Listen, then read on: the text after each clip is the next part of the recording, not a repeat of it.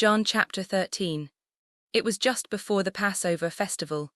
Jesus knew that the hour had come for him to leave this world and go to the Father. Having loved his own who were in the world, he loved them to the end. The evening meal was in progress, and the devil had already prompted Judas, the son of Simon Iscariot, to betray Jesus. Jesus knew that the Father had put all things under his power, and that he had come from God and was returning to God. So he got up from the meal, took off his outer clothing and wrapped a towel around his waist. After that he poured water into a basin and began to wash his disciples' feet, drying them with the towel that was wrapped around him. He came to Simon Peter, who said to him, "Lord, are you going to wash my feet?" Jesus replied, "You do not realize now what I am doing, but later you will understand." "No," said Peter, "you shall never wash my feet." Jesus answered, "Unless I wash you, you have no part with me." "Then, Lord," Simon Peter replied, "not just my feet but my hands and my head as well." Jesus answered, "Those who have had a bath need only to wash their feet, their whole body is clean.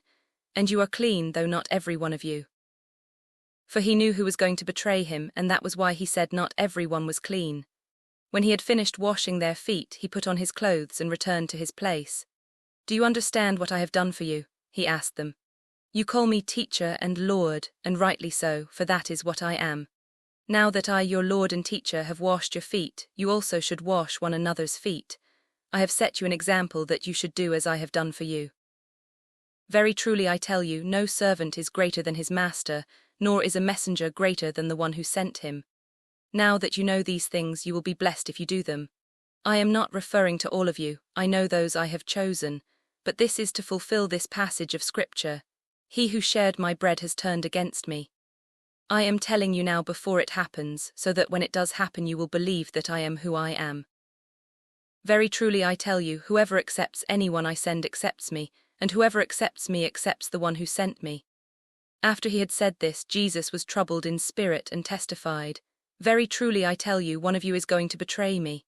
His disciples stared at one another at a loss to know which of them he meant. One of them, the disciple whom Jesus loved, was reclining next to him. Simon Peter motioned to this disciple and said, "Ask him which one he means."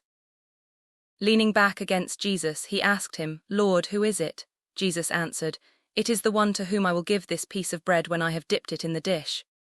Then, dipping the piece of bread, he gave it to Judas, the son of Simon Iscariot.